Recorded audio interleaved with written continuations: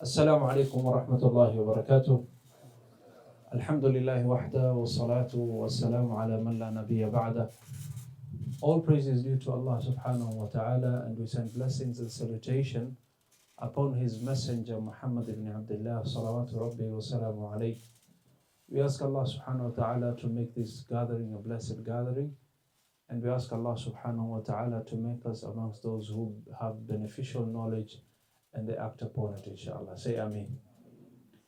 Ikhwani fillah, the topic that I have prepared for you is the virtue of a teacher in an Islamic community. Allah subhanahu wa ta'ala has honored the teacher, and in fact, Allah subhanahu wa ta'ala, He sends His prophets as teachers. Allah subhanahu wa ta'ala, when He was describing Rasulullah sallallahu alayhi wa sallam, and He was reminding us the blessing that He has done for us and the blessing that He has bestowed upon us. Allah reminds us of the things He has done for us. And one of the things that He mentions about Himself, that I've done this for you, in Surah Al-Jum'ah, Allah says, هو الذي بعث في الأميين رسولا منهم يتلو عليهم آياته ويزكيهم ويعلمهم الكتاب والحكمة. Allah subhanahu wa ta'ala is mentioning that it is Him that who sent to you a prophet. And what was the job of this prophet? A prophet that he did not know how to read or write. Ummi, Rasulan minhum, and he was a messenger from Him. And he was carrying the message of Allah. And his job was to teach. يُعَلِّمُكُمُ الْكِتَابَ وَالْحِكْمَةِ. And his job is to teach you about the books and the Holy Scriptures. And his main job was also to guide you to the right path.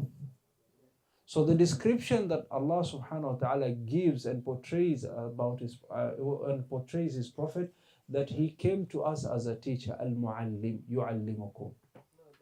Now, teaching is one of the most respectable and valuable professions in the world. And in the Islamic religion, this profession has more importance because Rasul sallallahu alayhi wa sallam was introduced to us as a teacher. Mu'allim. Alladhi yu'allimu an-nas al-kitaba wal-hikmah. Now, in any religion, we all know that a teacher is given great importance in the community. And any successful community, you will see that they value knowledge and they value those who teach knowledge and spread knowledge. Any successful community. One of the most successful communities in this world, in their worldly life, is a Japanese community. And if you are to pursue to become a teacher in Japan, you're supposed to get the highest grade that a doctor should get. If you get an A and all those high mean grades, then you are supposed to become a teacher. When you fail in your exams, for example, in your KCSE, if you get a C or if you get a D, then teaching profession is not for you in Japan. So they mold the best brains to teach, and they give them the best salary. And that is why they're able to move forward. Now, for any successful community, then they should invest in their teachers. But a community that does not value knowledge and does not value the teachers and does not give the teachers the importance that they have, then that community is doomed to fail. Across the board, all over the world, regardless of the borders and the colors and the color differences that we have in our melanin, and regardless of the religion and regardless of the boundaries and the countries that we come from, teachers are respected in every community worldwide. The reason why teachers are respected in every community, though the value of the teachers differentiates from one community to another. Some have understood the importance of a teacher, like the Japanese community. Some still value the teacher, like the African community. But when you go in the American system, people no longer want to become teachers because of how teachers are disrespected. That career, people are leaving it. And in the United States of America, they are living through a mess because teachers are looked down upon. And that's why Americans, they do not produce knowledgeable people from their country. They poach knowledgeable people from outside countries. If you're a genius, they take you. I know of one brother from Nairobi who was a genius, and he performed very well. And they poached him, and they took him to Harvard. And this young fellow, he was so intelligent that he did 3 majors. And they told him, stay behind. And they gave him work at JP Morgan's, which is one of the biggest banks in the world. Now, because of the education system that has failed in America, the only option they have is they poach the brightest of minds. The works that other teachers have done in other countries, when the student is ready, ameiva, hapo wanamchukua, wanampoach. And people go and look for greener pastures. The same example I can give of a knowledgeable person and a sharp student who came from Egypt, who led the NASA, who's head of NASA. You know NASA, right? Rocket, where they send rockets and satellites back in the United States. Look at those who work at NASA, who are having the leading positions. They're all foreigners, most of them. They're all foreigners. Why can they not produce students from their own community or from their own country? Is because the teachers are not respected and the teachers are tired of the methodologies that are being applied. Now, Allah subhanahu wa ta'ala has honored a teacher, and the community, they also honor a teacher. The reason why the community trusts you when you become a teacher is because we trust you with the most valuable thing. Not even thing. We trust you with the most valuable person in our life, and that is our children. People entrust you with their body when they're sick. People entrust you with their money when you're a banker. People entrust you with their cases when you're a lawyer. But when it comes to teaching, you trust the teacher with the most valuable thing in your life or being in your life, and that is you trust your child with that teacher. Hence, automatically that respect comes. Utaona mama anakuuliza, sasa mwalimu, kuna shida gani, nifanye nini? They are humble to you because you are trusted with the most valuable thing, and that is not even leadership. You are trusted with a young mind, and it is your job to nurture that mind, and it is your job to make sure that this child is able to become someone in the community. So before I even talk much about what you're supposed to do, it's very important that you understand, as a community, we hold you high. And the reason why we will hold you in a high position is because we've trusted you with the most valuable being in our lives, our own children. And we expect from you that you will nurture this child, not only teach them to read and write, but also give them education and also nurture them. You are entrusted with a brain that is fresh, that doesn't know how to hate or how to love. Now it's your duty to guide this child. It has reached a point, even some mothers, they say, kama husikii nitawaambia mwalimu wako. Maalinka ushegi dona hada maqlibis. That's how much the community holds you. That we've put you on a pedestal. But it will be very unfortunate if you as a teacher, you do not value yourself and you do not understand what value you have. As a person, you should believe in your calling, and you should believe that teaching is the most important profession in this world, that the prophets of God were described as teachers. Know your value. Yes, you might not have the biggest of cars, and you might not have the biggest of houses, but your job is one of the most rewarding and fulfilling jobs that you have. I know this because I am a teacher myself. I teach people the deen. And I was a teacher in class because I had students. And one of the most fulfilling and rewarding things is when you come across a student of yours who has reached somewhere. You feel so happy, you feel so proud. It's like you feel your own child amefika mahali. And let me tell you something. There are two people in a community, anywhere you go. Only these two people would wish you that you're better than them. But any other person, they would not wish that you're better than them. Even your own brother does not want you to beat him and become better than him. But your father and your teacher, they always feel happy when you go beyond them. These are the only two people in the world that are happy if you're better than them. Only two people in the world. A teacher and a father. Ikhwani fillah, Rasul sallallahu alayhi wa sallam understood the importance of teaching and understood the importance of reading and writing. And he understood the importance of knowledge.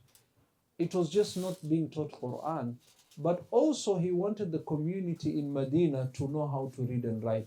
To the extent that when the Battle of Badr took place, and there were POWs, prisoners of wars, the prisoners of wars, they had two options. We are not going to kill you. Nyinyi mmekuja na vita. You wanted to kill us. You persecuted us in Makkah. You came and raided us. Now that we've defeated you and you are prisoners, we will not kill you. Madam, we've taken you alive and you've submitted, we will not kill you. And we don't have jails to put you. So you have two options for you to free yourself. Number one, bring wealth. Number two, if you know how to read and write, teach few people of Medina how to read and write and you'll be free. And that is how Rasul sallallahu alaihi wasallam, when he had a chance to settle the score and kill his enemies, he said, wait, my community, you people have something that my community doesn't have. You do know how to read and write. So for you to be free, we'll take care of you, we will feed you, we'll give you everything, but you have this number of students, teach them how to read and write amongst my Sahabas. Because Rasul did not know himself how to read and write. كان النبي الأمي صلوات ربي وسلامه عليه. That is the level that the teachers have, whereby the knowledge and the skills are valuable to the community. And whoever who has taught you anything, the Sahabas used to understand that someone who taught me even a small thing, I'm indebted to him. Listen to the words of Imam Ali radiallahu anhu arda, Amir al-Mu'mineen. He says, if a person teaches me one single word, he has made me his servant for a lifetime. If a person has taught me one single word, he has made me his servant for a lifetime. I'm supposed to stand for them and serve them wherever they go, irregardless of my position. If I'm the Amir al-Mu'mineen, I'm the Khalifa, that's not important. As long as this person was a reason for me to be able to read and write and he taught me everything, then any person who taught me even a little bit and made a difference in my life to get, and I'm able to gain knowledge, then I'm his servant. Mimi ni mfanyikazi wake. Wa huwa Amir al-Mu'mineen, Khalifati Rasulillah, min Khalifati al-Rashidin. Wa huwa min Ali Bayti Rasulillah sallallahu alayhi wa sallam. So, the Prophet sallallahu alayhi wa sallam valued knowledge. Even the companions valued those who taught them. It was an understanding in the community that we should value those who taught knowledge. And those who came afterwards, they followed this path. Like Imam Shafi'i rahimahullah, he was a scholar who understood fiqh, and he was very bright and intelligent and had a very high IQ, intelligence capacity. But now, he was bothered by what he saw in the community when he saw that other ulums, other types of knowledge, the Muslims are not paying attention to it. And one day he commented and he said, ضَيَّعُوا ثُلُثَ الْعِلْمِ وَتَرَكُوهَا لِلْيَهُودِ وَالنَّصَارَى. The community here, the Muslim community, they've lost a third of their knowledge and he was talking about at-tib, medicine. He was talking about medicine. He said, ضَيَّعُوا ثُلُثَ الْعِلْمِ وَتَرَكُوهَا لِلْيَهُودِ وَالنَّصَارَى. They've lost a third of their knowledge, and they gave it to the Jews and the Christians. He was complaining during his time. What would he say if he saw us today? One thing that you should understand, you're supposed to value knowledge and value those who teach you. And if you're doing that job of teaching people, you should understand your own value. What is your value? قيمة هذا محاوي. هذا قيمة هذا قرنين. كوفكو قرنا مجر. You should understand your value and your worth. إخواني وأخواتي في الله. As a teacher, there are some things you're supposed to consider. Number one, know that you are a source of blessing to the community. You are a source of blessing to the community. And everyone has to pass through a teacher. There are some certain type of professions you might never need to pass through. You might never need a person from certain professions. If you never have a case in court, you don't ever have to meet a lawyer. There are people who have died and they've never met a lawyer. Kweli uongo? There are some people, they've never built houses. So there is a time, so some of them have died and they've never met an architect. Why should you meet an architect kama huna pesa ya kujenga nyumba? Najua sikuharibi kazi yako Sheikh Ali. Wewe pia ni mwalimu eh? So anajitetea yeye ni mwalimu. So Abdul is an architect. Not all of us will go to people in his field to tell us, design for us a house, or design for me a masjid, I want to build a waqf for my father. They will not. We might not even have to meet an architect. You might not even have to meet a lawyer. You might never meet a doctor, especially those specialists. If you've never had a heart problem, why should you go to a cardiologist? There are professions you might never need them in your life, and you'll go to Akhirah and you've never seen them and you've never needed them. But a teacher, everyone needs a teacher. In fact, for him to become an architect, he needed a teacher. For me to become an imam, I needed a teacher. For a lawyer to become a lawyer, he needed a teacher. The whole world needs you. And we cannot live without you. And in a community where a teacher doesn't exist and education is not there, then that community is deemed that they are doomed. They will never succeed. Especially when people are talking about the challenges of war, for example, in Gaza, what our brothers are going through. One of the things that those who go on the ground, they work hard to help the Gazan community, is just not to feed them and give them tent. They also put education centers because those young boys and girls need to learn. It is deemed as a necessity. It is deemed as necessity. So they make sure that they have some medical camps. They make sure that they have small schools. But lawyers, architects, people are at war. It's a matter of life and death.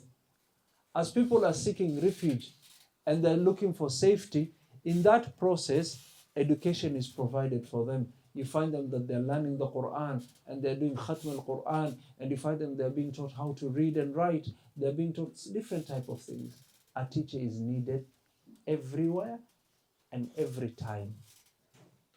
Always know this. A teacher is needed everywhere and every time. Some careers might be needed during some times. For example, doctors. Until you're sick, that's when you need a doctor. But a teacher is needed every time, every day. And you're needed everywhere.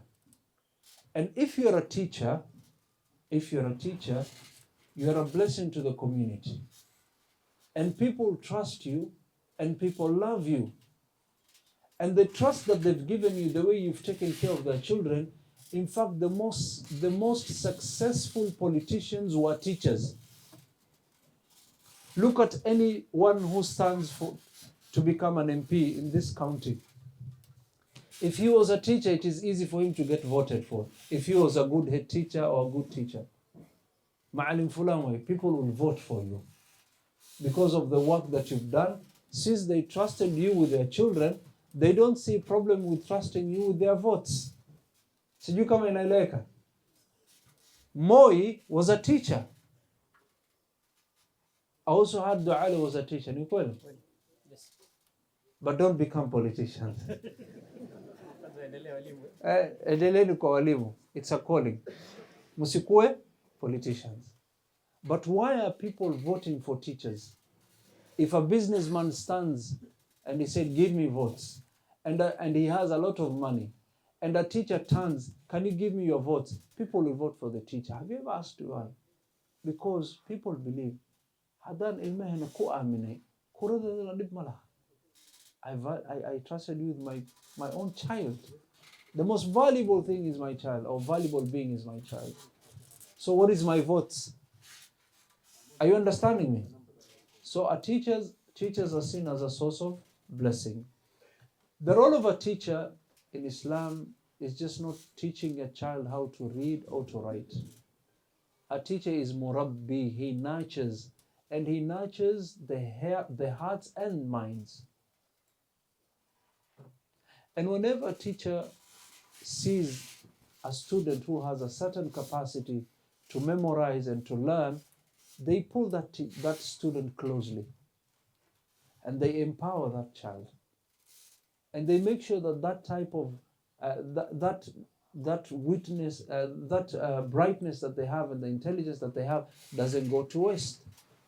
Unfortunately, because of some teachers who do not care, they do have bright students, but those students are lost. It is for you as a teacher to notice which child is intelligent more than the other. And you make sure that child becomes something as a community. And you learn the skills. As a parent, we advise parents, for you, if you're trying to build the career of your children, angalieni katika watoto wako, who's the brightest, mtume katika dini. Who's the most merciful and kind? Huna haris badan, mtume katika medicine. Because so when someone studies medicine and is just bright and is not kind, it's a problem. But when someone is kind and merciful, push them into medicine. Why? Because they are going to deal with human beings when they are most vulnerable. A person, a human being comes to you and they're in pain and they're suffering. So you need a kind person to them. So as people, when you're guiding parents in seeking careers, kanaguna haris badan na dakhtar hakuna ghad. Na yule ambaye wahisi kwamba ana ufahamu vizuri na dini, ana ufahamu and is very sharp, huu tutataka awe alim, mtume katika masaili ya dini. But you can also guide your parents. You can also guide the parents of your students when you notice that this child is a genius, or a child that you can tell that he learns things very fast. We used to have a child when I was teaching, a small boy, and this small boy was really bothering people in class and the teachers. Later on, we realized that this child is a genius. The thing is, the teacher is explaining something, he's already gotten the point and is bored. And the teacher is taking long to explain because of the other student, but yeah, shafahamu kitambo, and now he's bored and start distracting others. So the solution was, if you're giving classwork, he used to be given double or triple classwork because of how bright he was. Or else he was distracting everyone in class and bothering, hu kijana hasikii, hafanya hivi, anachapwa. Ambe no, huyu kazi yake, dawa yake tunajua. Shida ni kwamba he's too bright for this class. And one problem we have in Kenya is that we do not have special schools for children who are bright. You see, children are of three categories. We have the normal children and we have the special needs. You know the special needs? Children with dyslexia, children with maybe autism. Some are slow learners, but there's a methodology that is meant for that type of teaching. And like special needs, those who are blind or deaf. And then you have normal children, and then you have bright children. Unfortunately, in Kenya, only have these two types of schools. We do not have schools for intelligent and sharp children, which is unfair. Putting a bright child and that child is being slow. The same way it is unfair putting a child with special needs in a class that is above him, it is also unfair to put a child who's very sharp with a class that is normal, which is below him. We need to have special schools for children like this. And the Western countries have realized they're known as gifted children. But you have a child who can finish school, primary school, in 5 years. You're making that child be in that school in 9 years. Why should you waste all those 4 years? Sijui kama tunaelewana. We have this problem. We even have this problem with Ma'alim Duksi. When a child is taken in a Duksi and the students have to revise the same way. Like qafal bubba lasina 10. Kila moja anapewa page. Kama huu mtoto aweza kuhifadhi 3 pages, kwa nini unamlazimu unamrudisha nyuma? Wacha aende. Na kama yule hawezi kuhifadhi full page, anaweza robo ama anaweza nusu, kwa nini unamdhulumu, unambebesha mtoto mzigo ambaye haezi?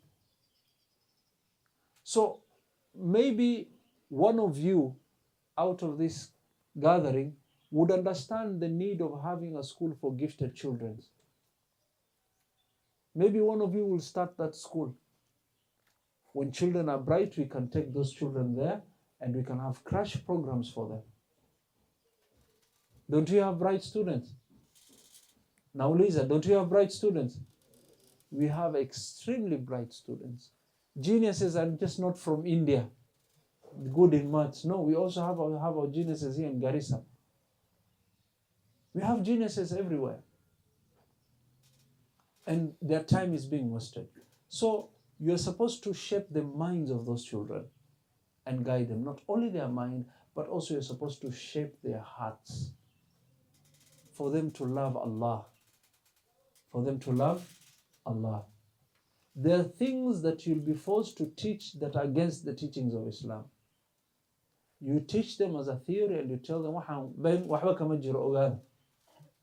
for example, when we were in secondary school, we used to go through history.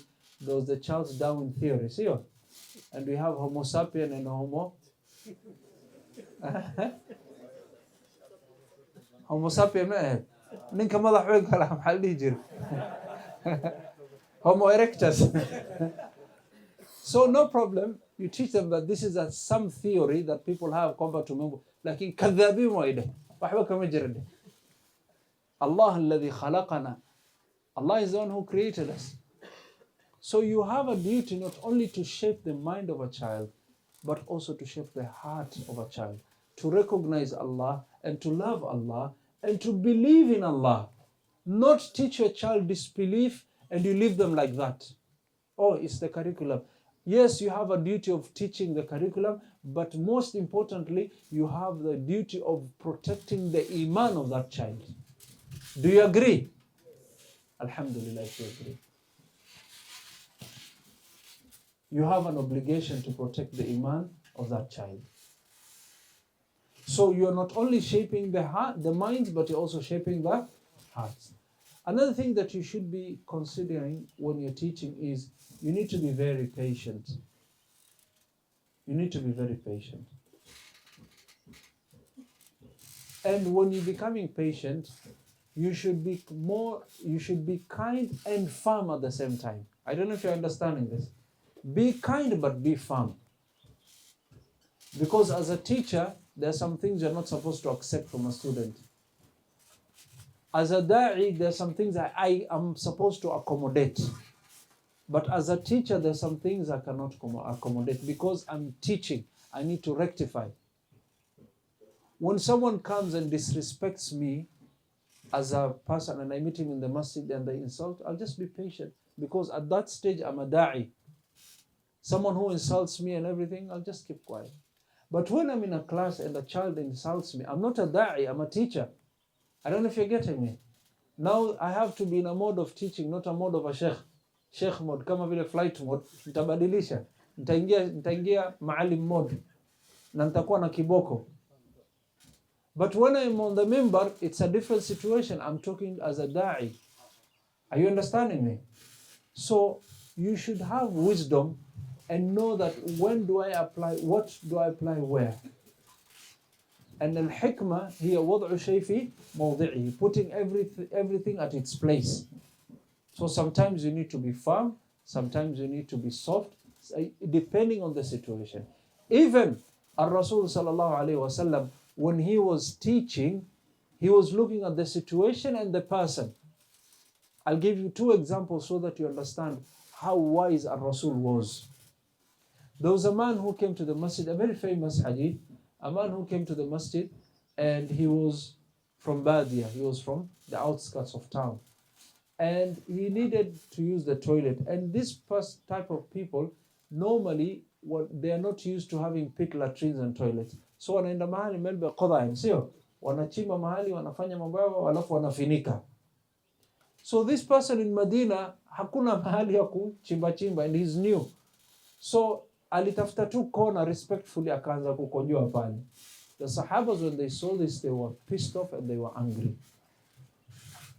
Well, in this type of situation, Ar-Rasul sallallahu alayhi wasallam, what did he do? He told them, leave him, let him finish to urinate. And the scholars have given 3 reasons why Ar-Rasul told them to leave him. Number one, because when someone is urinating, if you stop him, atapata maumivu. It's like you when you're trying to urinate and you're told to hold back, stop urinating, and you've already started. It's hard, Magarat. So this might bring problems in his bladder. So for his own sake. Number 2, for the sake of the masjid. When someone urinating and mukuja munataka kumpiga fimbo, atakimbia na akikimbia mkojo haitasimama. So rather than the type of urine, the urine concentrating on one place, it will spread even more around the masjid. Because mtu anataka kupiga fimbo yuko kile msikiti yote amemwaga mkojo. So it was for the benefit of the masjid that he's left. Wacha kojoe hapo. Kwa sababu tukianza kumfukuza atakimbia na mkojo wake, na ile mkojo tutashindwa tumwagile maji wapi. That was the second reason. The third reason why Rasul sallallahu alaihi wasallam told him leave him is because this is a person who does not have knowledge. لا يستوي الذين يعلمون والذين لا يعلمون. He did this out of ignorance. So when someone does a mistake and yet they didn't know, then you need to treat them with kindness and teach them. Then Rasul sallallahu alaihi wasallam called him and he told him, this is the house of Allah. لا يصلح. It's not meant for what you did. This place is meant for dhikr and Quran and ibadah.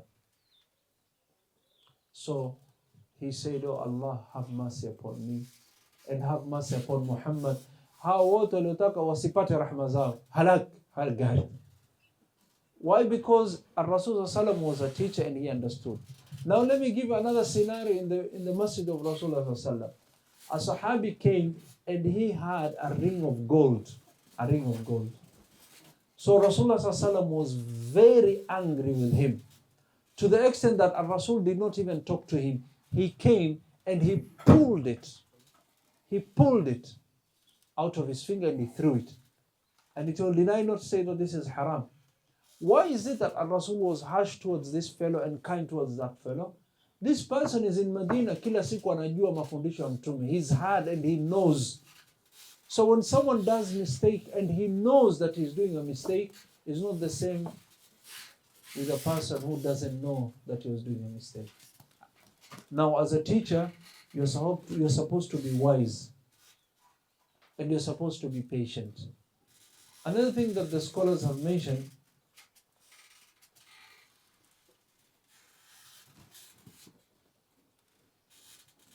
there's one more point I need to finish and then I'll give an opportunity for questions.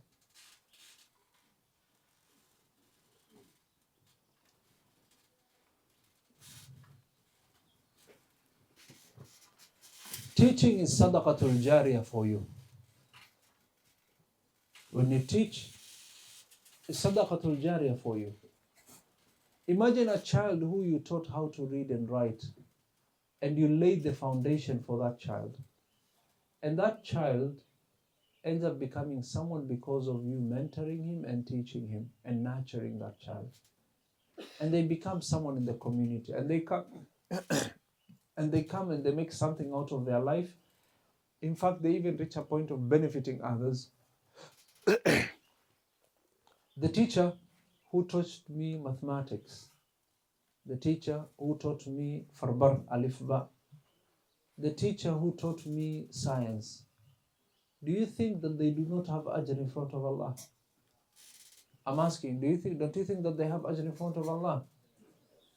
My geography teacher, the one who taught me about avalanches and all that, and now I'm able to understand khalqullah, makhluqullah. And he's the reason. When people are talking about ayatillah, makhluqatillah, wa tadabbur fi makhluqatillah, it is easy for me to have tadabbur because of what I've been taught in geography. When my biology teacher taught me about the skin and the epidermal and the layers of skin and the nerves and the hair and the follicle of the hair, don't you think that they have ajr? When the teacher taught me about the socket and the eyeball and what it holds and the pupil and the cornea, when I'm remembering about the ni'mah of Allah, you see this eyeball that is there? For those who don't know, they think like it's like a bone, but they don't understand this is ni pressure ya maji imefanya isimame. Sijui kama inaeleweka. Ni pressure ya maji. Maji ikipungua, hii macho it's like a balloon, itafifia, ni kama balloon umejaza maji. But for people who never went to school, they tell you, isha lafa kujira umalena midani. Kuna mfupa ndani. Are you understanding me? So, if you teach and you do it for the sake of Allah, only Allah will reward you. You might be getting a salary, you might be getting employed, but also you're going that extra mile. Know that there is so much happiness and reward that is waiting for you in your grave. Wallahi, even before your grave, the happiness that you're going to get in this world, Allah is ash-shakur. Wallahi, thumma wallahi. If you're good as a teacher towards your pupil and your students and you guide them, wallahi, ilahi awladadu kubarakain. Allah is a shakur. Allah is the most gratitude. Ilahi hada wax u samaysid, ajar wuu ku siinaa. Look at any successful teacher and then go and look at his children. You will see the difference. Katafute mwalimu yoyote unayemjua ambaye alikuwa mzuri kisha uje kuangalia watoto wake. Wallahi Mwenyezi Mungu atambarikia watoto wake. You're good to the children of other people. You're sincere with them. The blessing starts from this world, even before in your qabr. The reward starts in this world.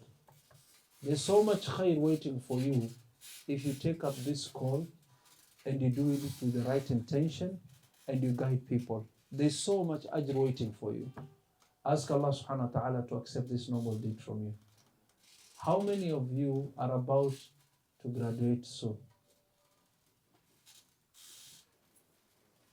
Kwani nyote mulifail exams? Hakuna moja? Oh, mashallah. Anyway, it's been lovely talking to you. I have 15 minutes. I want to give opportunity for questions, inshallah. But I hope the little that I've said will benefit you, inshallah. Ahsantum wa jazakumullah khair.